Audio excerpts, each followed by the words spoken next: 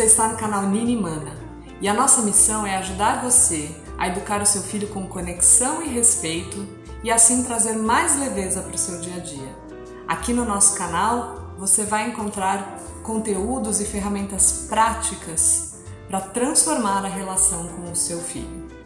Bom, eu sou a Mana Boschi, sou a mãe da Cecília, de 6 anos, sou pedagoga, tenho pós-graduação em Neurociências e Comportamento e sou também uma das fundadoras da Associação Brasileira de Disciplina Positiva. O tema de hoje é: meu filho só funciona no grito. Alguém aqui se reconhece nesse cenário? Meu filho só funciona no grito. Bom, muitos pais procuram a gente para procurar um jeito diferente de fazer.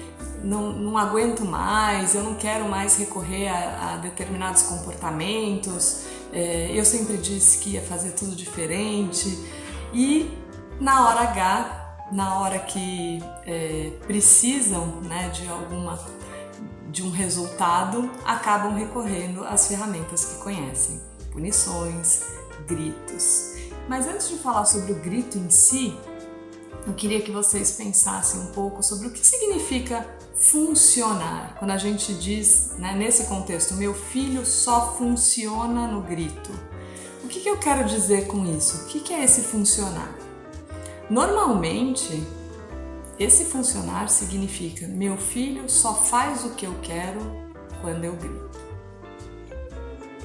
Faz sentido para vocês? Então aí a gente já tem implícito uma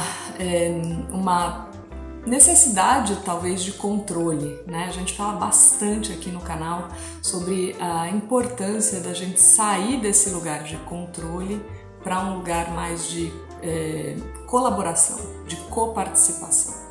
Isso não significa perder a autoridade, tá? Pai e mãe são autoridades na família. O que significa é o não autoritarismo, porque o autoritarismo acaba levando à rebeldia. Quando a gente recebe ordens, quando a gente tem que fazer coisas que a gente não quer fazer e a gente não entende o propósito, a gente se revolta, se rebela, se manifesta. E isso é natural, é orgânico, né? É inerente do ser humano. O cérebro reage com adrenalina, com cortisol, e aí diante de uma ordem, a primeira coisa que eu faço é reagir. Então aqui a gente aprende a pensar antes, né? Então a gente fala que temos que ser proativos e não reativos. Quando a gente grita, a gente também está sendo reativo, né? A gente se incomoda com aquele comportamento e aí a nossa vontade de falar, deixa eu mostrar quem manda aqui, e eu grito. O problema é que quando a gente grita para conseguir alguma coisa ou porque estamos frustrados, essa é a mensagem que a gente vai passar, os nossos filhos estão entendendo que essa é uma forma ok de se comportar diante ou de uma frustração ou quando as pessoas não fazem o que eu quero. E a tendência deles é reproduzir. Ou seja, na hora que ele quiser muito alguma coisa, ele vai gritar também, mas eu quero! Né? A gente vê isso na prática. Então, quando a gente grita, o que se ouve são os gritos e não as palavras. E a gente tem que passar essa mensagem para os filhos.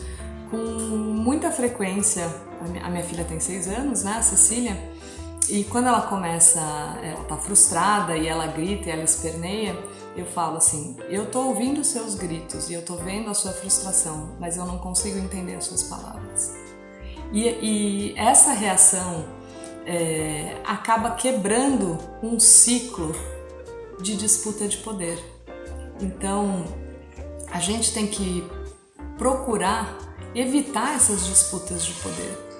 Quem grita mais alto? Quem grita mais alto ganha. E não é na base do grito que a gente vai ganhar. E quando eu desconstruo isso, ela tá gritando, porque é o que ela sabe fazer, é a ferramenta que ela tem, é de expressar a frustração dela. e eu digo, eu não escuto as suas palavras, eu escuto só os seus gritos. Quando você se acalmar, você vem e me diga como eu posso te ajudar. É difícil, ainda mais se a gente está envolvido emocionalmente ali com a questão.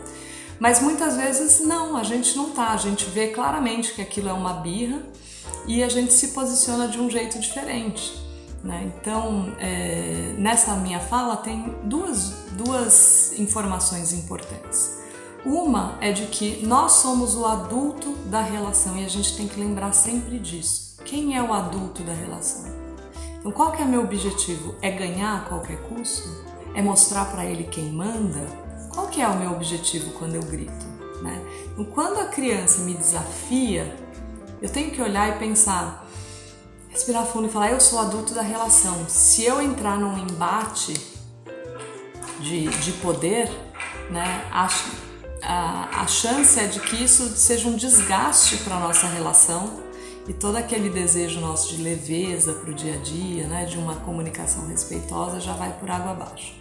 Como adulto da relação, a pessoa que tem o cérebro mais constituído, com as funções executivas já funcionando, né? Porque as crianças estão desenvolvendo ainda o córtex pré-frontal e elas não têm domínio das suas funções executivas, elas não têm o controle inibitório, por exemplo, de inibir um impulso, que é gritar, que é, de repente, até bater, né? Isso é um impulso, é uma reação. A gente consegue controlar as nossas reações, mas para isso a gente precisa estar consciente delas. Então a gente pensar, veio o desafio e aí eu falar, respirar fundo e pensar. Se eu tiver, essa é a segunda informação importante que eu ia falar. Somos o adulto da relação e a gente tem que ter sempre um plano de fuga. Então, eu penso de antemão, o que eu posso fazer numa situação dessa? Eu posso simplesmente me afastar e falar, eu vou me afastar porque senão vou acabar faltando respeito com você. Eu não consigo responder você agora porque eu tô nervosa e sai de cena, corta pela raiz, aquela conversa naquele momento não funciona. A gente sabe o que aperta os nossos botões, então a gente sabendo que vai dar errado, é melhor a gente se afastar e deixa a criança se acalmar também antes de ter qualquer tipo de reação e de conversa. É muito importante a gente lembrar que somos os adultos da relação e que cabe a nós demonstrarmos esse comportamento respeitoso e de autocontrole. Eu falei ontem para minha filha, né? A gente estava assistindo televisão à noite no sofá e eu acabei dormindo e ela pulou no sofá e me machucou, acabou me machucando. E eu tava dormindo e levantei muito irritada e falei, né? Poxa vida, filha, você já tinha falado pra você parar de pular no sofá, não é hora, tava dormindo, aquelas coisas. E saí brava pro meu quarto. Ela veio atrás falando, não foi sem querer, não foi de propósito, é que eu tô muito animada e não sei o quê. E eu fui, escovei o dente, depois eu me acalmei e falei, filha, desculpa, eu fico muito irritada, ainda estava irritada, então não foi nesse tom tão calmo assim, mas foi assim, é que eu fico muito irritada quando eu tô dormindo e alguém me acorda.